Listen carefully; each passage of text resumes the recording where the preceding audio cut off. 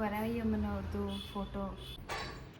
ಇವತ್ತು ಏಕಾದಶಿ, ಹಾಗಾಗಿ ಮನೇಲಿ ಸಿಂಪಲಾಗಿ ಪೂಜೆ ಮಾಡಿದೆ. ವರಾಯಿಯಮ್ಮನವ್ರದ್ದು ಫೋಟೋನ ನೆನ್ನೆ ನಾನು ತೊಗೊಂಡು ಬಂದೆ, ತಂದು ಇವತ್ತು ಪೂಜೆನ ಮಾಡಿದ್ದೀನಿ. ದೇವ್ರ ಮನೇಲಿ ಇಡೋಕ್ಕೆ ಜಾಗ ಇರಲಿಲ್ಲ. ಇವತ್ತು ತಂದಿದ್ನಲ್ಲ, ಅಂದರೆ ನನ್ನ ಮಗಳದು ಬರ್ತಡೇ, ಹಾಗಾಗಿ ಅವಳಿಗೋಸ್ಕರ ತಂದೆ. ಅಮ್ಮ ಎಲ್ರಿಗೂ ಒಳ್ಳೇದು ಮಾಡಲಿ, ತಾಯಿ ಎಲ್ರಿಗೂ ಒಳ್ಳೇದು ಮಾಡಲಿ. ಫೋಟೋನ ನೆನ್ನೆ ನಾನು ತಂದಾಗ ನಿಜವಾಗ್ಲೂ ಒಂಥರ ವೈಬ್ರೇಷನ್, ಅಂದರೆ ನೆನ್ನೆ ಅವ್ರ ಕೈಗೆ ಕೊಟ್ಟಿದ್ದ ತಕ್ಷಣವೇ ವೈಬ್ರೇಷನ್ನು ಸ್ಟಾರ್ಟ್ ಆಗೋಯ್ತು ನನಗೆ ಒಂದು ಕ್ಷಣಕ್ಕೆ. ನಿಜವಾಗ್ಲೂ ಫೋಟೋನಲ್ಲೂ ಇಷ್ಟು ಪವರ್ ಇದೆ ಅನ್ನೋದು ನನಗೆ ಗೊತ್ತಿರಲಿಲ್ಲ. ಅಷ್ಟು ಒಂಥರ ಹೆಂಗಾಗ್ಬಿಡ್ತು ಅಂದರೆ ನನಗೆ ಒಂದು ಕ್ಷಣಕ್ಕೆ ತಾಯಿ ನಿಜವಾಗ್ಲೂ ಇದ್ದಾರೆ ಅಂತ ನನಗೆ ಚೆನ್ನಾಗಿ ಗೊತ್ತು. ಆದ್ರೂ ನಿನ್ನೆ ನಾನು ಫೋಟೋನ ತೊಗೊಂಡು ಬಂದಾಗ, ಅಲ್ಲಿ ನನ್ನ ಫೋಟೋ ತೊಗೊಂಡು ಕೈಗೆ ಈಸ್ಕೊಂಡಾಗ ಎಲ್ಲೋ ಒಂಥರ ವೈಬ್ರೇಷನ್ನು ಸ್ಟಾರ್ಟ್ ಆಗಿಬಿಡ್ತು.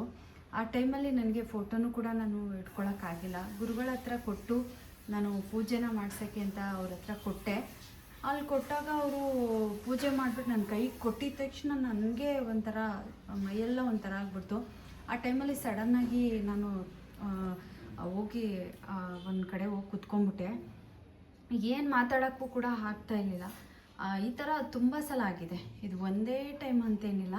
ನನಗೆ ವರಾಯಮ್ಮನವರ ದೇವಸ್ಥಾನಕ್ಕೆ ಹೋದಾಗ ಈ ಥರ ಒಂದು ವೈಬ್ರೇಷನ್ನು ನನಗೆ ತುಂಬ ಚೆನ್ನಾಗಾಗಿದೆ.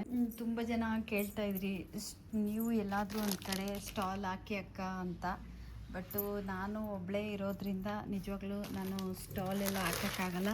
ಅದಕ್ಕೆ ನೋಡಿ ಕಾಂಬೋ ಆಫರ್ ಅಂತ ನಾನು ಬೆಸ್ಟ್ ಪ್ರೈಸಲ್ಲಿ, ಒಂದು ಒಳ್ಳೆ ಪ್ರೈಸಲ್ಲೇ ಸ್ಯಾರಿಗಳನ್ನ ಕೊಡ್ತಾಯಿದ್ದೀನಿ. ಇತ್ತೀಚೆಗಂತೂ ತುಂಬ ಕಾಂಬೋ ಆಫರ್ನ ಕೊಡ್ತಾಯಿದ್ದೀನಿ. ಬೈ ಒನ್ ಗೆಟ್ ಒನ್ ಸ್ಯಾರೀಸ್ನ ಕೊಡ್ತಾಯಿದ್ದೀನಿ. ಇದೆಲ್ಲ ನೋಡಿ, ನೀವು ತೊಗೋತೀನಿ ಅಂದರೆ ಈ ಸೀರೆ ಮತ್ತು ಈ ಸೀರೆ ತೊಗೋತೀನಿ ಅಂದರೆ 3000 ಆಗುತ್ತೆ. ಅದರಲ್ಲೂ ನಾನು ಒಂದೊಂದು ಸ್ಯಾರಿಗೆ 500 ಅಂದರೆ 1000 ರುಪೀಸ್ ಡಿಸ್ಕೌಂಟ್ ಬಿಟ್ಟು ಈ 2 ಸ್ಯಾರಿಗೆ ನಾನು 1999ಗೆ ನಾನು ಕೊಡ್ತಾಯಿದ್ದೀನಿ. ತುಂಬ ಚೆನ್ನಾಗಿದೆ. ಕ್ವಾಲಿಟಿ ಬಗ್ಗೆ ಮಾತಾಡೋಂಗಿಲ್ಲ, ತುಂಬಾ ಚೆನ್ನಾಗಿದೆ ಸ್ಯಾರಿ, ಮಾಡ್ಕೋಬೋದು, ಚೆನ್ನಾಗಿದೆ. ಸ್ಟಾಲ್ ಹಾಕಿ ಅಂತೀರಾ, ಎಲ್ಲಾದರೂ ನೋಡಿ ಅಂತೀರಾ, ಆಗಲ್ಲ. ನಿಜವಾಗ್ಲೂ ಒಬ್ಬಳೇ ಎಲ್ಲ ಕಡೆಯೂ ಮಾಡೋಕ್ಕಾಗಲ್ಲ. ಮತ್ತು ಈ ಕಲರು ಅಷ್ಟೇ, ಇದು ರೆಡ್ಡು ಬ್ಲ್ಯಾಕು, ಈ 3 ಕಲರ್ ಅಂತೂ ಮಾತಾಡೋಂಗಿಲ್ಲ, ಅಷ್ಟು ಚೆನ್ನಾಗಿ ಸೇಲ್ ಆಗ್ತಾಯಿದೆ. ಯಾಕಂದರೆ ಅಷ್ಟು ಚೆನ್ನಾಗಿದೆ. ಕ್ವಾಲಿಟಿ ಬಗ್ಗೆ ಮಾತಾಡೋಂಗಿಲ್ಲ. 3 ಕಲರ್ಸ್ ಅವೈಲೇಬಲ್ ಇದೆ, 3 ಕಲರು ಅಷ್ಟೇ ತುಂಬ ಚೆನ್ನಾಗಿದೆ. ನನ್ನ ಹತ್ರ ಆಲ್ಮೋಸ್ಟು ತುಂಬ ರೀಚ್ ಆಗಿದೆ ರೆಡ್ ಕಲರು. ನಮ್ಮ ಮಗಳು ಬರ್ತಡೇಗೆ ಗಿಫ್ಟ್ ಕೊಟ್ಟಿರೋದು ಬೊಕ್ಕೆ, ಚೆನ್ನಾಗಿದೆ, ತುಂಬ ಚೆನ್ನಾಗಿದೆ. ಬರ್ತಲ್ಲ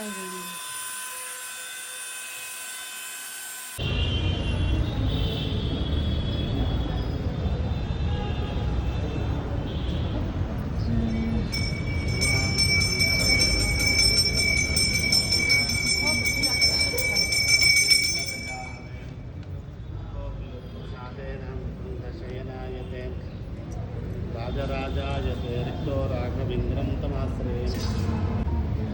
ಮುಂದೆ ಹೋಗ್ಬೇಕ್ರಿ, ಮುಂದೆ ಹೋಗ್ಬೇಕು.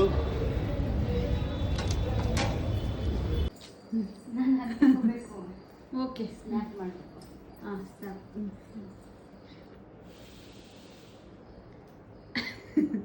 ಹಾಂ, ಬ್ಲಾಗ್ ಹಾಕ್ತೀನಿ, ಡಿಲೀಟ್ ಮಾಡಬಾರ್ದು, ಹಾಕ್ಬಿಡ್ತೀನಿ. ಸರಿ. ಹೇಳ್ದ, ಆವಾಗಲೇ ಹೇಳ್ದ. ಬ್ಲಾಗ್ ಹಾಕಿದ್ರೆ ಏನು ತೊಂದರೆ ಇಲ್ಲಲ್ಲ?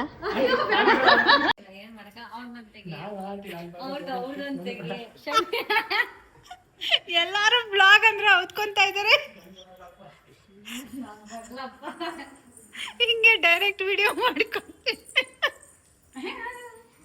ಇವರು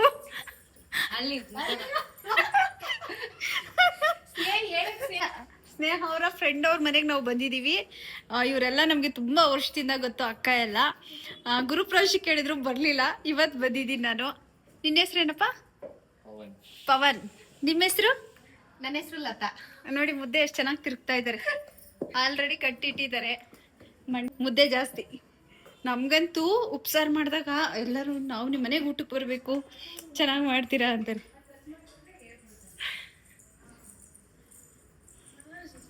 ಹಾಂ ಬಂದ್ರು ಎಲ್ಲ ಸಿಗಾಕೊಂಡ್ರಿ ಕೆಳಗಡೆ ಕುತ್ಕೊಂಡ್ಬಿಟ್ಟ ಹಿಡಿತೀನಿ ಬ್ಲಾಗ್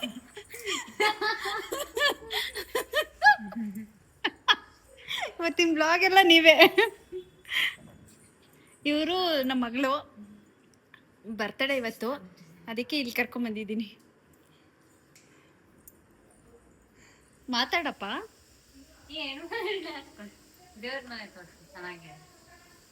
ದೇವ್ರ ಮನೆ ನೋಡಿ ತುಂಬ ಚೆನ್ನಾಗಿದೆ. ಇವಾಗ ಹೊಸದಾಗಿ ಕಟ್ಟಿರುವಂಥ ಮನೆ. ಅಂದರೆ ನಾನು ಗುರುಪ್ರವೇಶಕ್ಕೆ ಬರಲಿಲ್ಲ, ನನಗೆ ಹಿಂಗೆ ಇರಬೇಕು, ಇಷ್ಟು ದೊಡ್ಡದಾಗಿ ದೇವ್ರ ಮನೆ ಇರಬೇಕು ಅಂತ ತುಂಬ ಇಷ್ಟ. ನೋಡೋಣ ರಾಯರಿ ಅವತ್ತು. ಚೆನ್ನಾಗಿದೆ ಅಲ್ಲ ಸ್ನೇಹ? Duplex house. ಮೇಲ್ಗಡೆ ಎಲ್ಲ ಹೋಗೋಕ್ಕಾಗಲ್ಲ ಈಗ, ಜಸ್ಟ್ ಹಿಂಗೆ ತೋರಿಸ್ತೀನಿ ನೋಡ್ಕೊಳ್ಳಿ. ಗಾಳಿ ಬೆಳಕು ಎಲ್ಲ ಚೆನ್ನಾಗಿದೆ. ಪ್ಲ್ಯಾನ್ ಪ್ರಕಾರ ಮನೆ ಕಟ್ಟಿರೋದು. ಎಲ್ಲ ಪ್ಲ್ಯಾನ್ ಪ್ರಕಾರ, ಸುಮ್ಮನೆ ಕಟ್ಟಿಲ್ವಲ್ಲ, ನೋಡಿಕೊಂಡು ಹೆಂಗೆ ಕಟ್ಟಬೇಕು ಅಂತ.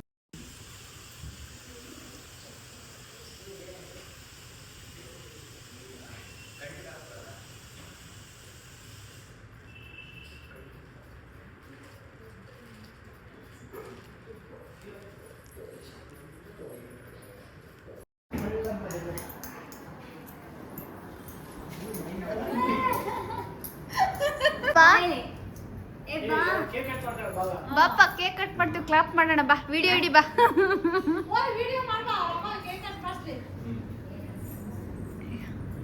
ಇಡ್ದೆ ವಾ, ಇವರೇ ಬ್ಲಾಗಲ್ಲಿ ತುಂಬಾ ಜನ ನೋಡ್ತಾರೆ, ಅವ್ರಿಗೆ ಏನಾದ್ರೂ ಒಂದು ಟಿಪ್ಸ್ ಹೇಳಪ್ಪ. ಸಣ್ಣ ಆಗತ್ತಕ್ಕೆ ಶುಗರ್ ಅಂದ್ರೆ ಲೈಕ್ ಸ್ವೀಟ್ ಐಟಮ್ಸ್, ಚಾಕ್ಲೇಟ್ಸ್ ಕಡಿಮೆ ಮಾಡ್ಬೇಕಾ?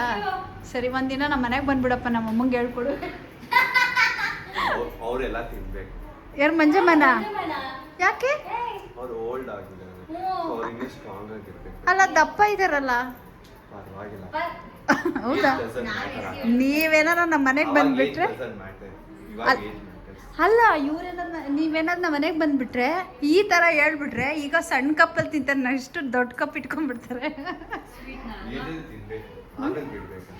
ಯಾವಾಗ? ಈ ಏಜ್ ನಮ್ಮ ಅಮ್ಮನ? ನಿಮ್ಮ ಮಮ್ಮಿ ಇವಾಗೆಲ್ಲ ಲೈಕ್ ಅವರೆಲ್ಲ ಎಂಜಾಯ್ ಮಾಡೋ ಟೈಮ್, ಎಂಜಾಯ್ ಮಾಡೋ ಫುಡ್ನ ಎಲ್ಲ ಟೇಸ್ಟ್ ಮಾಡಬೇಕು. ಅವ್ರಿಗೆಲ್ಲ ಏನೋ ರಿಸ್ಟ್ರಿಕ್ಷನ್, ಅವರೆಲ್ಲ ಏನೋ ಇನ್ನೂ restriction.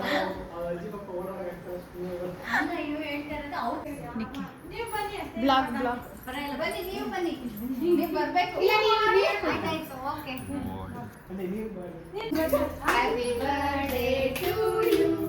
Happy birthday to you, Sneha. Happy birthday. Sweet ತಿನ್ಬೋದು, ಈಗ ಏಜ್ ತಿನ್ಬೋದಂತೆ. ನಮ್ಮ ಅಮ್ಮನಂಗೆ ಆದ್ಮೇಲೆ ತಿನ್ಬಾರ್ದು. ಅಲ್ಲ, ನಿಮ್ಮ ಅಮ್ಮನ ಇದ್ದಾಗ ತಿನ್ಬೇಕಂತೆ, ನಾವು ತಿನ್ಬಾರ್ದು, ನಾವು ತಿನ್ಬಾರ್ದು ಅಂತ. ಫೋಟೋ ಹೊಡಿಯಪ್ಪ ಹಂಗೆ ಬಾ. ಸ್ಟಾರ್ಟ್ ಮಾಡಂತ ಹೇಳ್ತಾನೆ ಅವನೇ, ಮಾಡಕ್ ಬರಲ್ಲ ಕಣೋ. ಕಾಲ್ ಮುಗಿಯ ನಾನು ನೋಡ್ಕೊಟ್ಟೇ ಇಲ್ಲ. ವರಮಹಾಲಕ್ಷ್ಮಿ ಹಬ್ಬಕ್ಕೆ ಬಂದಾಗೆಲ್ಲ ಮುಕ್ಕೊಂಡು ಹೋಗ್ತಾಳೆ ಅವಳು. ಹೌದಾ? ಮೊದಲೆಲ್ಲ ಕುಡಿದು ನಾನು ತಿಂದೆ, ಸಾಕು ಸಾಕು ಸಾಕು. ಕಾಲ್ ಬೀಳ್ಳೆ? ಇಲ್ಲ ಸಾಕು ನಮ್ಗೆ. ಹೇಳಪ್ಪ, ಇವಾಗ ನಮ್ಮ ಬ್ಲಾಗಲ್ಲಿ ಮಾತಾಡು.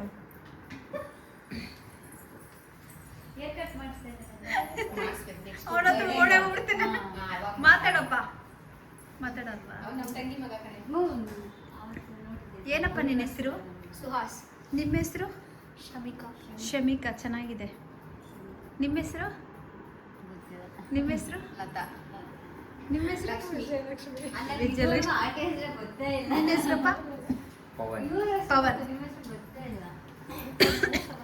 ತುಂಬಾ ಧನ್ಯವಾದಗಳು, ತುಂಬಾ ಖುಷಿ ಆಯ್ತು. ಬರ್ಲಾ? ಬನ್ನಿ ಎಲ್ರು ಮನೆಗೆ. ಇದುವರೆಗೂ ಬಂದೇ ಇಲ್ಲ ನೀವು. ಇಲ್ಲಿ ಪರವಾಗಿಲ್ಲ, ನೋ ಪ್ರಾಬ್ಲಮ್. ನಮಸ್ತೆ, welcome back to my channel. ನಾನು ನಿಮ್ಮ ಸೌಮ್ಯಶ್ರೀ. ತುಂಬ ಜನ ವಿಶ್ ಮಾಡಿದ್ದೀರಾ. ಬೆಳಗ್ಗೆ ಇನ್ಸ್ಟಾಗ್ರಾಮಲ್ಲಿ ಒಂದು ಫೋಟೋ ಹಾಕಿದ್ದೆ, ಆಮೇಲೆ ನಾನೇ ಡಿಲೀಟ್ ಮಾಡಿಬಿಟ್ಟೆ ಬೇಡ ಅಂತ. ಕಾರಣ ಏನಿಲ್ಲ, ನಾನೇ ಡಿಲೀಟ್ ಮಾಡಿದೆ ಬೇಡ ಅಂತ ಅಂದ್ಬಿಟ್ಟು. ದೇವಸ್ಥಾನಕ್ಕೆಲ್ಲ ಕರ್ಕೊಂಡೋಗಿದ್ದೆ, ತುಂಬ ಚೆನ್ನಾಗಿ ಪೂಜೆ ಎಲ್ಲ ಆಯಿತು. ವರಾಹಿಯಮ್ಮ ಟೆಂಪಲಲ್ಲೂ ಅಷ್ಟೇ ಪೂಜೆ ಕೊಟ್ಟಿದ್ವಿ, ತುಂಬ ಚೆನ್ನಾಗಿ ಪೂಜೆ ಆಯಿತು. ರಾಘವೇಂದ್ರ ಸ್ವಾಮಿ ಟೆಂಪಲಲ್ಲೂ ಕೂಡ ಅಷ್ಟೇ ಇವತ್ತು ಏಕಾದಶಿ ಇತ್ತು. ಮಾಮೂಲಿ ಪೂಜೆ ಅಷ್ಟೇ, ತುಪ್ಪದ ಆರತಿ ಮಾಡಿಕೊಟ್ರು. ಅದಾದಮೇಲೆ ನೆಕ್ಸ್ಟು ಮನೆಗೆ ಬಂದು ಮನೇಲಿ ಅಮ್ಮ ಪಲಾವ್ ಎಲ್ಲ ಮಾಡಿದರು. ಪಲಾವ್ ಎಲ್ಲ ತಿಂದು ಮತ್ತು ಪಾಯಸ ಮಾಡಿದ್ರಮ್ಮ, ಅದೆಲ್ಲನೂ ತಿಂದು. ಮತ್ತು ತುಂಬ ಜನ ಕೇಳ್ತಾಯಿದ್ರಿ ನಿಮ್ಮ ಮಗಳು ಯಾಕೆ ವೀಡಿಯೋಗೆ ಬರಲ್ಲ ಅಂತ. ಅವಳಿಗೆ ಆಲ್ಮೋಸ್ಟು ಆಗಿನಿಂದನೂ ಅಷ್ಟೇ ವೀಡಿಯೋಸ್ ಅಂದರೆ ಎಲ್ಲ ಇಷ್ಟ ಇಲ್ಲ, ಮತ್ತು ಅವಳಿಗೆ ವರ್ಕು ಬ್ಯುಸಿ ಇರ್ತಾಳೆ. ಅದಕ್ಕೋಸ್ಕರ ಅವಳು ಸ್ವಲ್ಪ ವೀಡಿಯೋಸ್ ಎಲ್ಲ ಮಾಡಲ್ಲ. ತುಂಬ ಜನ ಕೇಳ್ತಾಯಿದ್ರಿ ನಿಮ್ಮ ಮಗಳ ಮದುವೆ ಮಾಡಲ್ವಾ ಏನು ಎತ್ತ ಅಂತ. ಆಲ್ಮೋಸ್ಟು ಕೆಲವರೆಲ್ಲ ಮಾತಾಡಿದ್ದಾರೆ ಮಗಳು ಮದುವೆ ಮಾಡೋಕ್ಕೆ ಆಗಲ್ವಾ ಅಂತ. ಮದುವೆ ಏನೋ ಕೆಲವೊಂದು ವಿಷಯ ನಮಗೆ ಬಂತು ಆಲ್ರೆಡಿ. ನಾನು ಅದಕ್ಕೆಲ್ಲ ತಲೆ ಕೆಡಿಸ್ಕೊಳ್ಳೋ ಮಗಳಲ್ಲ. ಏಕೆಂದರೆ ನಮ್ಮ ಜೀವನ ಹೇಗಿದೆ ಅಂತ ನಾವು ನೋಡ್ಕೋಬೇಕು. ನಮ್ಮ ಮಕ್ಕಳು ಭವಿಷ್ಯನ ನಾವು ಯಾವತ್ತೂ ಹಾಳು ಮಾಡಬಾರ್ದು. ಹಾಗಾಗಿ ನನ್ನ ಮಗಳು ಹೇಳ್ಕೋಬೇಕು ಅಂದರೆ ಒಂದು ಶ್ರಮಜೀವಿ ಅಂತಲೇ ನಾನು ಹೇಳ್ಕೊತೀನಿ. ನನ್ನ ಮಗಳ ಬಗ್ಗೆ ನಾನು ಒಂದು ಒಳ್ಳೆಯದನ್ನೇ ನಾನು ಇದು ಮಾಡ್ತೀನಿ. ಯಾಕೆಂದರೆ ಅವಳು ಎಷ್ಟು ಕಷ್ಟಪಟ್ಟು ಓದ್ಕೊಂಡ್ಬಂದಿದ್ದಾಳೆ ಅಂತ ನಮಗೆ ಗೊತ್ತು. ಹಾಗಾಗಿ ಅವಳು ಸ್ವಲ್ಪ ಹೆಂಗೆ ಅಂದರೆ ಅವಳು ಒಂಥರ ಯಾರ ಮೇಲೂ ನಾವು ಡಿಪೆಂಡ್ ಆಗಬಾರ್ದು, ನಮ್ಮ ಮೇಲೆ ನಾವು ಡಿಪೆಂಡ್ ಆಗಬೇಕು ಅನ್ನೋದು ಅವಳ ತಲೆಯಲ್ಲಿ ಕೂತಿದೆ. ಮತ್ತು ಅವಳಿಗೆ ಜೀವನ ಅಂದರೆ ಏನು ಅಂತ ಈ ವಯಸ್ಸಿಗೆಲ್ಲ ಚೆನ್ನಾಗಿ ಗೊತ್ತು. ಇವಾಗ ನಮ್ಮ ಲೈಫೆಲ್ಲ ಹೆಂಗಾಗಿದೆ ಅಂತ ಅವಳು ನೋಡಿದ್ದಾಳೆ. ಹಾಗಾಗಿ ಅವಳಿಗೆ ಇಷ್ಟು ಬೇಗ ಮದುವೆ ಅನ್ನೋ ವಿಷಯದಲ್ಲೆಲ್ಲ ಆ ಥರ ಎಲ್ಲ ಏನಿಲ್ಲ. ಮದುವೆ ಅನ್ನೋ ವಿಷಯದಲ್ಲೆಲ್ಲ ಅವಳು ಸ್ವಲ್ಪ ದೂರನೇ. ತುಂಬ ಜನಕ್ಕೆ ಕೆಲವ್ರಿಗೆಲ್ಲ ನಮಗೆ ಸ್ವಲ್ಪ ಆಗದೇ ಇರೋವಂಥ ಕೆಲವೊಂದಷ್ಟು ಜನ ಇದ್ದರು. ಅವರೆಲ್ಲ ಇನ್ನೂ ಮದುವೆ ಮಾಡಿದೆ ಮನೇಲಿ ಮಗಳು ಇರಿಸ್ಕೊಂಡು ಕೂತಿದ್ದಾಳೆ ಅಂತ ಹಾಗೆ ಹೀಗೆ ಅಂತ ಒಂದಷ್ಟು ಮಾತಾಡಿದ್ದು ಉಂಟು. ಅದಕ್ಕೆ ನಾನು ಉತ್ತರ ಕೊಟ್ಟಿದ್ದು ಉಂಟು. ಹಾಗೆಲ್ಲ ಮಾತಾಡ್ತೀರಾ ಅಂದರೆ ಒಂದು 50 ಲಕ್ಷನೋ 1 ಕೋಟಿನೋ ಕೊಡಿ, ಮದುವೆ ಮಾಡ್ತೀನಿ ಅಂತ. ಯಾರ ಬಗ್ಗೆ ಆಗ್ಬೋದು, ಯಾರು ಅವ್ರು ಮದುವೆ ಮಾಡ್ತಾರೋ ಬಿಡ್ತಾರೋ, ಅಲ್ಲಿ ಏನಾಗುತ್ತೋ ಬಿಡ್ತೋ ಅದು ಅವ್ರಿಗೆ ಬಿಟ್ಟಿತ್ತು. ಅದಕ್ಕೆ ಹೋಗ್ಬಿಟ್ಟು ಬೇರೆಯವ್ರ ಹತ್ರ ಎಲ್ಲ ಹೇಳೋ ಅವಶ್ಯಕತೆ ಇಲ್ಲ. ಅದೇನೇ ಇದ್ರೂ ನನ್ನ ಮುಂದೆ ಬಂದು ಮಾತಾಡಬೇಕು ಅಂತಲೇ ನಾನು ಯಾವತ್ತಿದ್ರೂ ಹೇಳೋದು. ಮಗಳು ಮದುವೆ ಅಂತ ಅಂದರೆ ಒಂದು ಲೈಫು ಕಟ್ಕೋಬೇಕು ಅಂದರೆ 100 ಸಲ ಅಲ್ಲ 1000 ಸಲ ನಾವು ಯೋಚನೆ ಮಾಡಬೇಕು. ಒಂದು ಸಲ ಆ ಲೈಫಿಗೆ ಹೋಗ್ತೀವಿ ಅಂದಾಗ, ಮದುವೆ ಅನ್ನೋ ಲೈಫ್ಗೆ ಹೋಗ್ತೀವಿ ಅಂದಾಗ ಅಲ್ಲಿಗೆ ಹೋದ್ಮೇಲೆ ನಾವು ಚೆನ್ನಾಗಿರಬೇಕು ಅನ್ನೋದು ಇರಬೇಕು ಹೊರತು ಅದನ್ನು ಬಿಟ್ಟು ಅಯ್ಯೋ ಏನೋ ಇವರು ಮಾತಾಡ್ತಾರೆ ಅಂತ ಹೇಳಿ ನಾವು ಬೇರೆಯವರ ಪ್ರಪಂಚದಲ್ಲಿ ಜನ ಮಾತಾಡ್ತಾರೆ ಅಂತೇಳಿ ನಾವು ಆ ಥರ ಬಿದ್ದು ಮದುವೆ ಮಾಡೋದು ತುಂಬಾ ತಪ್ಪು. ಇವಾಗ ನಾನು 7th ಸ್ಟ್ಯಾಂಡರ್ಡಲ್ಲಿ ಮದುವೆ ಆಗಿದ್ದು, 7ನೇ ಕ್ಲಾಸು ಓದ್ತಾ ಇದ್ದೆ ನಾನು. 7ನೇ ಕ್ಲಾಸಲ್ಲಿ ಓದ್ತಾ ಇರಬೇಕಾದ್ರೆ ನಾನು ಮದುವೆ ಆಯಿತು. ನನಗೆಲ್ಲ ಒಂದು ಕಡೆ ಆ ಗಿಲ್ಟಿ ಫೀಲ್ ಇದೆ. ಏನಪ್ಪ ಅಂದರೆ 7th ಸ್ಟ್ಯಾಂಡರ್ಡಲ್ಲಿ ನಾನು ಮದುವೆ ಆದೆ. ನನಗೆ ಎಜುಕೇಷನ್ ಇಲ್ಲ. ನಾನು ಓದಿದ್ದೆ 7th, 8th ಪಾಸ್ ಆಯಿತು, ಹೋಗೋಕ್ಕಾಗಲಿಲ್ಲ. ಮದುವೆ ಆಯಿತು ಅಂತೇಳಿ ಕಳಿಸಿಲ್ಲ. ನಿಮಗೆಲ್ಲ ಗೊತ್ತಿರುತ್ತಲ್ಲ ಕೆಲವ್ರಿಗೆಲ್ಲ ಮದುವೆ ಆದಮೇಲೆಲ್ಲ ಹೋಗಬಾರ್ದು ಅನ್ನೋದೆಲ್ಲ ಒಂದು ರೂಲ್ಸ್ ಇರುತ್ತೆ. ಅದೇ ರೀತಿ ಮದುವೆ ಆಯಿತು. ಹಾಗಾಗಿ ನಾನು ಕಂಟಿನ್ಯೂ ಮಾಡೋಕ್ಕಾಗಲಿಲ್ಲ. ನನಗಷ್ಟು ವಿದ್ಯೆ ತಲೆಗೆ ಹತ್ತುತ್ತಿರಲಿಲ್ಲ. ಇವಾಗೆಲ್ಲ ಒಂದು ಕಡೆ ಅನಿಸುತ್ತೆ ನಾನು ಓದಬೇಕಿತ್ತು ಅಂತ. ಅದ್ರ ಜೊತೆ ನನ್ನ ಜೀವನ ಹಿಂಗಿದೆ ಅಂದರೆ ಏನೂ ಮಾಡೋಕ್ಕಾಗಲ್ಲ, ಹಣೆ ಬರ. ನಾವು ಹಿಂಸೆ ತಗೊಂಡು ಜೀವನನ ಮಾಡೋಕ್ಕಾಗಲ್ಲ. ಯಾಕೆಂದರೆ ಪ್ರಪಂಚ ನಮ್ಮನ್ನು ನೋಡುತ್ತೆ, ನಗುತ್ತೆ, ಆಡ್ಕೊಳ್ಳುತ್ತೆ ಅಂತ ಹೇಳಿ ನಾವು ಯಾವತ್ತೂ ಹಿಂಸೆ ತಗೊಂಡು ಜೀವನ ಮಾಡಬಾರ್ದು. ಪ್ರಪಂಚದಲ್ಲಿ ನೋಡಿದ್ದೀರಾ ಯಾವ್ಯಾವ ರೀತಿ ಏನೇನು ಆಗ್ತಿದೆ ಅನ್ನೋದು. ಎಷ್ಟೋ ಜನ ಸೂಸೈಡ್ ಮಾಡ್ಕೊಂಡೆಲ್ಲ ತೀರೋಗ್ತಾ ಇದ್ದಾರೆ, ಹಂಗೆ ಏನೇನೋ. ಆದರೆ ನಾನು ಅಂಥ ಎಲ್ಲ ಒಂದು ದೊಡ್ಡ ಪರಿಸ್ಥಿತಿ ಆ ಥರದ್ದೆಲ್ಲಕ್ಕೆಲ್ಲ ಹೋಗಲಿಲ್ಲ. ನನಗೆ ಆ ಒಂದು ನನ್ನ ಜೀವನದಲ್ಲಿ ಆದಂಥ ಕೆಲವೊಂದಷ್ಟು ನೋವಿಗೆ ಆ ನೋವು ನನ್ನ ಮಗಳು ತನಕ ಬೇಡ, ನನ್ನ ಮಗಳು ಚೆನ್ನಾಗಿ ಇರಬೇಕು ಅನ್ನೋದೇ ನನ್ನ ಒಂದು ಆಸೆ. ರಾಯರು ತೋರಿಸ್ಕೊಡ್ತಾರೆ. ಯಾಕೆಂದರೆ ನಮ್ಮ ಒಂದು ಜೀವನಕ್ಕೆ ರಾಯರು ಬೆಳಕಾಗಿದ್ದಾರೆ ಅಂತ ನಾನು ಯಾವಾಗಲೂ ಹೇಳ್ತೀನಿ. ಇರೋದೆಲ್ಲ ಮಾತಾಡಬಾರ್ದು. ನಮ್ಮ ರಾಯರು ನನಗೆ ತುಂಬ ನನ್ನ ಜೀವನದಲ್ಲಿ ಪವಾಡಗಳನ್ನ ನಡೆಸಿದ್ದಾರೆ. ನನ್ನ ಮಗಳ ವಿಷಯದಲ್ಲಿ ಸ್ವಲ್ಪ ನಿಧಾನ ಮಾಡ್ತಿದ್ದಾರೆ ಅಂದರೆ ಒಳ್ಳೆಯದೇ ಸಿಗ್ಬೋದು, ಸ್ವಲ್ಪ ನಿಧಾನ ಆದರೂ ಒಳ್ಳೆಯದೇ ಸಿಗ್ಬೋದು, ಒಳ್ಳೆಯದಾಗುತ್ತೆ. ಮತ್ತು ಈ ಮದುವೆ ಅನ್ನೋ ವಿಷಯಕ್ಕೆ ನಾವು ತಲೆನೇ ಕೆಡಿಸ್ಕೊಂಡಿಲ್ಲ. ಮದುವೆ ಅನ್ನೋ ವಿಷಯಕ್ಕೆ ಎಲ್ಲರೂ ತಲೆ ಕೆಡಿಸ್ಕೋತಾರೆ, ಅವ್ರಿಗೆ ನಾನು ತಲೆನೇ ಕೆಡಿಸ್ಕೊಂಡಿಲ್ಲ. ಎಲ್ಲ ರಾಯರ ಮೇಲೆ ಭಾರ ಹಾಕಿ ಅವಳ ಹಣೆ ಬರ, ಎಲ್ಲಿ ಅವಳಿಗೆ ಹಣೆ ಬರ ಋಣಾನ್ ಬಂದ ಇರುತ್ತೋ ಅಲ್ಲಿ ಹಾಗೆ ಆಗುತ್ತೆ ಅಂತ ಆ ಒಂದು ನಂಬಿಕೆನ ನಾನು ಇಟ್ಕೊಂಡಿದ್ದೀನಿ. ಹಾಗಾಗಿ ನಾನು ನನ್ನ ಜೀವನ ಥರ ಯಾವತ್ತಿಗೂ ಅವಳಿಗೆ ಆಗಬಾರ್ದು, ಅವಳು ಚೆನ್ನಾಗಿರಬೇಕು ಅನ್ನೋದೇ ನನ್ನ ಒಂದು ಕಾನ್ಸೆಪ್ಟು. ಅದಕ್ಕೋಸ್ಕರನೇ ನಾನು ಯಾವ ವಿಷಯಕ್ಕೂ ಯಾರ ಮಾತಕ್ಕೂ ತಲೆ ಕೊಡೋಕ್ಕೆ ಹೋಗಲ್ಲ, ತಲೆ ಕೆಡ್ಸ್ಕೊಳ್ಳೋಕ್ಕೆ ಹೋಗಲ್ಲ. ನಾವು ಫಸ್ಟ್ ಆಫ್ ಆಲ್ ನಾವು ಬೇರೆಯವ್ರ ಬಗ್ಗೆ ನಾವು ತಲೆನೇ ಕೆಡ್ಸ್ಕೋಬಾರ್ದು. ಅವ್ರವ್ರ ಜೀವನ ಅವ್ರು ಏನಾದ್ರು ಮಾಡ್ಕೋತಾರೆ. ಈಗ ಒಬ್ಬರು ಮನೇಲಿ ಒಂದು ಹೆಣ್ಮಗಳಿದ್ದಾಳೆ, ಮದುವೆ ಮಾಡಿಲ್ಲ, ಅಯ್ಯೋ ಹಂಗೆ ಹಿಂಗೆ ಅಂದರೆ ನಾವು ಏನು ಸಹಾಯ ಮಾಡೋಕ್ಕಾಗುತ್ತಾ? ನಾನು ಹೇಳೋದು, ಒಬ್ರ ಬಗ್ಗೆ ಮಾತಾಡ್ಬೇಕಾದ್ರೆ ನಾವು ದುಡ್ಡು ಕೊಟ್ಬಿಟ್ಟು ಮಾತಾಡಬೇಕು. ಆಯ್ತಪ್ಪ ಮದುವೆ ಮಾಡಿರಿ, ನಿಮ್ಮ ಕೈಲಿ ನಾವು ಕೊಟ್ಟಿರೋ ದುಡ್ಡು ಇಟ್ಕೊಂಡ್ರು ನೀವು ಮದುವೆ ಮಾಡೋಕ್ಕಾಗಿಲ್ಲ ಅಂತ ಅಂದರೆ ಅದಕ್ಕೊಂದು ಅರ್ಥ ಇರುತ್ತೆ. ಅದನ್ನು ಬಿಟ್ಬಿಟ್ಟು ಅವ್ರ ಮಕ್ಕಳು ಅವ್ರು ಎತ್ತಿರ್ತಾರೆ, ಅವ್ರು ಮದುವೆ ಮಾಡ್ತಾರೋ ಮದುವೆ ಮಾಡಲ್ವೋ ಅದು ಬೇರೆ ವಿಷಯ. ಹಾಗಾಗಿ ನಾನು ಯಾವುದಕ್ಕೂ ತಲೆ ಕೆಡಿಸ್ಕೊಳ್ಳಲ್ಲ. ಎಲ್ಲ ರಾಯರಿದ್ದಾರೆ. ಈ ಹೆಣ್ಮಕ್ಳನ್ನ ಚೆನ್ನಾಗಿ ಓದಿಸ್ಬೇಕು, ಅವ್ರ ಕಾಲ ಮೇಲೆ ಅವ್ರನ್ನ ನಿಲ್ಲಿಸ್ಬೇಕು. ಅದೇ ನಾನು ಹೇಳೋದು, ಅವ್ರ ಕಾಲ ಮೇಲೆ ಅವ್ರನ್ನ ನಿಲ್ಲಿಸ್ಬೇಕು, ಚೆನ್ನಾಗಿ ಓದಿಸ್ಬೇಕು ಅನ್ನೋದೇ ಒಂದು. ನನಗೆ ನಿಜವಾಗ್ಲೂ ಅಷ್ಟೊಂದು ಎಜುಕೇಷನ್ ಇಲ್ಲ, ಆದರೆ ನನ್ನ ಮಗಳು ತುಂಬ ಚೆನ್ನಾಗಿ ಎಜುಕೇಷನ್ ಚೆನ್ನಾಗಿದೆ, ಅವಳಿಗೆ ವಿದ್ಯೆನ ದೇವರು ಚೆನ್ನಾಗಿ ಕೊಟ್ಟಿದ್ದಾನೆ. ಹಾಗಾಗಿ ಅವಳು ಒಂದು ಲೈಟ್ ಕಂಬದ ಕೆಳಗಡೆ ಓದಿದ ಹುಡುಗಿ.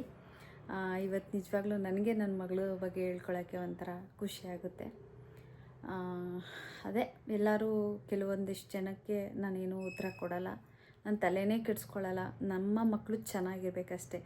ಬೇರೆ ಯಾರೋ ಹೇಳ್ತಾರೆ ಅಂತ ತಲೆ ಕೆಡಿಸ್ಕೊಂಡು ಆತ್ರಕ್ಕೆ ಎಲ್ಲೋ ಹೋಗಿ ಮೂರ್ಛೆ ಬಿಡೋ ಬದಲು ಅದ್ರ ಬದಲು ಸ್ವಲ್ಪ ನಿಧಾನ ಆಗಲಿ, ಒಂದೊಳ್ಳೆ ಕಡೆ ನೋಡಿ ಮಾಡೋಣ ಅಂತ ನನ್ನ ಒಂದು ಉದ್ದೇಶ.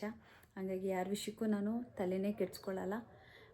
ನಿಧಾನ ಆದರೂ ಪರವಾಗಿಲ್ಲ, ರಾಯರು ಎಲ್ಲಿ ತೋರಿಸ್ತಾರೆ ಅಲ್ಲಿ ಒಂದೊಳ್ಳೆ ಕಡೆ ಆಗೇ ಆಗುತ್ತೆ. ಟೈಮ್ ಬರಬೇಕಷ್ಟೆ, ಎಲ್ಲದಕ್ಕೂ ಟೈಮ್ ಇದೆ. ಟೈಮ್ಗೂ ಋಣಾನ್ ಬಂದ ಅಂತ ಇರುತ್ತೆ, ಅದಾಗಬೇಕಷ್ಟೆ. ಅದು ಬರೋವರೆಗೂ ಕಷ್ಟ. ಇವಾಗ ನನಗೆ ನೋಡಿ 7th ಸ್ಟ್ಯಾಂಡರ್ಡ್ 7ನೇ ಕ್ಲಾಸ್ ಓದ್ತಿದ್ದೆ, ಆವಾಗಲೇ ನನಗೆ ಋಣಾನ್ ಬಂದಾಯಿತು. ಆಯಿತು ಒಂದು 16, 17, 18 ವರ್ಷ, ಒಂದು 20 ಎಷ್ಟೋ ಗೊತ್ತಿಲ್ಲ. ಬೇಗ ಮದುವೆ ಆಯಿತು, ಬೇಗ ಎಲ್ಲ ಮುಗೀತು ಜೀವನ ಅಷ್ಟೇ. ಹಂಗೆ ಹೇಳೋಕ್ಕಾಗಲ್ಲ. ಅದಕ್ಕೆ ಈ ಥರ ಲೈಫ್ಗೆ ಯಾಕೆ ಬೇಗ ಮದುವೆ ಮಾಡ್ಕೋಬೇಕು? ಈಗ ನಾನು ಬೇಗ ಮದುವೆ ಮಾಡಿಕೊಂಡೆ, ನಮ್ಮ ಜೀವನ ಈ ಥರ ಪ್ರಾಬ್ಲಮ್ ಆಯಿತು. ಹಾಗೆ ನಾನೇನು ಹೇಳೋದು, ಆ ಥರ ಹೋಗಿ ಫಾಸ್ಟಾಗಿ ಹೋಗಿ ಎಡವೋ ಬದಲು ನಿಧಾನಕ್ಕೆ ಹೋಗೋಣ, ನಿಧಾನಕ್ಕೆ ನೋಡೋಣ. ತುಂಬ ಜನ ಇದೇ ಥರ ಎಡವಿ ಬೀಳ್ತಾರೆ. ಬೀಳಕ್ಕೆ ಹೋಗಬೇಡಿ. ಮಕ್ಕಳಿಗೆ ಎಜುಕೇಷನ್ ಕೊಡಿಸಿ ಚೆನ್ನಾಗಿ ಓದಿಸಿ ಅಷ್ಟೇ. ಏನು ಮದುವೆ ವಯಸ್ಸಿಗೆ ಬಂತು ಅಂದ್ಬಿಟ್ರೆ ಏಜ್ ಆಗಿಬಿಡ್ತು ಹಾಗೆ ಹೀಗೆ ಅಂತ ಕೆಲವ್ರು ಅನ್ಕೋತಾರೆ. ಅದೆಲ್ಲ ತಪ್ಪು. ಪರವಾಗಿಲ್ಲ, ಮದುವೆ ಆಗಿಲ್ಲ ಅಂದರೂ ಪರವಾಗಿಲ್ಲ, ನಮ್ಮ ಮನೆ ಮಕ್ಕಳು ನಮ್ಮ ಜೊತೆಲಿ ಆರಾಮ್ಸೆ ಇರಲಿ, ತಲೆ ಕೆಡಿಸ್ಕೊಳ್ಳೋ ಅವಶ್ಯಕತೆ ಇಲ್ಲ. ಪ್ರಪಂಚದಲ್ಲಿ ಎಲ್ಲರೂ ಮದುವೆಯಾಗಿ ಒಳ್ಳೆ ಜೀವನ ಅಂತ ಕಟ್ಕೋತಾರೆ, ಕೊನೆಗೆ ಏನೇನೇನೋ ಎಡವಟ್ಗಳಾಗಿ ಏನೇನೋ ಆಗಿರೋದು ಉಂಟು. ಹಾಗಾಗಿ ಈ ವಿಷಯದಲ್ಲಿ ನಾನು ಯಾವುದಕ್ಕೂ ತಲೆ ಕೆಡಿಸ್ಕೊಳ್ಳಲ್ಲ. ಇವತ್ತಿನ ದಿನ ಅಂತೂ ತುಂಬ ಚೆನ್ನಾಗಿತ್ತು. ಇವತ್ತು ಎಲ್ಲ ಕಡೆ ಹೋಗಿ ಎಲ್ಲ ಬಂದ್ವಿ. ಆಮೇಲೆ ಸ್ವಲ್ಪ ಸ್ಯಾರಿದೆಲ್ಲ ಕೆಲಸ ಇತ್ತು. ತುಂಬ ಜನ ಸ್ಟಾಲ್ ಹಾಕಿ ನೀವು ಎಲ್ಲಾದರೂ ಮಾಡಿ ಅಂತ ನನಗೆ ಸುಮಾರು ಜನ ಕಳಿಸ್ತಾಯಿದ್ರು. ಪ್ರಾಮಿಸ್ ನನ್ನ ಕೈಲಿ ಆಗಲ್ಲ ಅನ್ನೋದಕ್ಕಿಂತ ಏನಾಗಿದ್ರೆ ಒಬ್ಬಂಟಿ, ನಾನು ಅದೆಲ್ಲ ಮಾಡೋಕ್ಕಾಗಲ್ಲ. ಸ್ಟಾಲ್ಗೆ ಎಲ್ಲ ತೊಗೊಂಡೋಗ್ಬೇಕು, ಅರೇಂಜ್ಮೆಂಟು ಅದನ್ನೆಲ್ಲ ಸೆಟ್ ಮಾಡಿ ನಾವು ಇಟ್ಕೋಬೇಕು. ಕಷ್ಟ ಇದೆ. ಯಾರಾದರೂ ಒಬ್ಬರು ಸಪೋರ್ಟಿಗಿದ್ರೆ ಮಾಡ್ಬೋದು, ಇಲ್ಲಾಂದರೆ ಏನು ಮಾಡೋಕ್ಕಾಗಲ್ಲ ಅಷ್ಟೇ. ಹೇಗೋ ನಡೀತಿದೆ, ನಡ್ಸ್ಕೊಂಡು ಹೋಗ್ತಿದ್ದಾರೆ ರಾಯರು ಅಷ್ಟೇ. ನಮ್ಮದು ಅಂತ ಏನಿಲ್ಲ. ಈ ಸಲ ನನಗೆ ಅಂದರೆ ಯೂಟ್ಯೂಬಿಂದ ಸ್ವಲ್ಪ ಒಂದಷ್ಟು ನನ್ನ ಮಗಳಿಗೆ ಏನು ಗಿಫ್ಟು ಇವತ್ತು ಕೊಡಿಸ್ದೆ ಅಂದರೆ, ನಾನು ಯೂಟ್ಯೂಬಿಂದ ಬಂದಂಥ ಹಣ ಸ್ವಲ್ಪ ನಾನೆಲ್ಲ ಅದನ್ನು ಕೂಡಿಟ್ಟಿದ್ದೆ ನನ್ನ ಮಗಳಿಗೋಸ್ಕರ ಬರ್ತಡೆಗೆ ಏನಾರು ಕೊಡ್ಸೋಣ ಅಂತೇಳಿ. ಹಾಗಾಗಿ ಅವಳಿಗೆ ಒಂದು ಜೊತೆ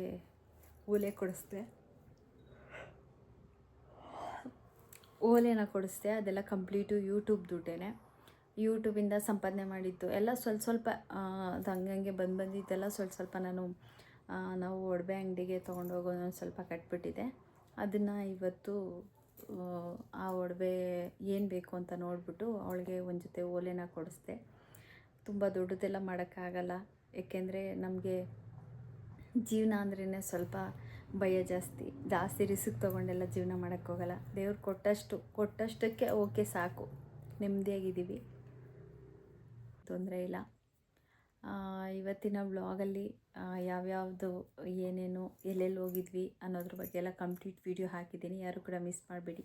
ನಿದ್ದೆ ಬರ್ತಿದೆ, ಮಲ್ಕೋತೀನಿ. ಬೆಳಗ್ಗೆ ಹೊತ್ತು ವೀಡಿಯೋ ಮಾಡೋಕ್ಕೆ ಟೈಮ್ ಇರೋಲ್ಲ, ಹಾಗಾಗಿ ಈಗ ಒಂದು ಸ್ವಲ್ಪ ಹೊತ್ತು ವೀಡಿಯೋ ಮಾಡೋಣ ಅಂತ ಟೈಮ್ನ ಮಾಡಿಕೊಂಡು ವೀಡಿಯೋ ಮಾಡಿದ್ದೀನಿ. Thank you so much.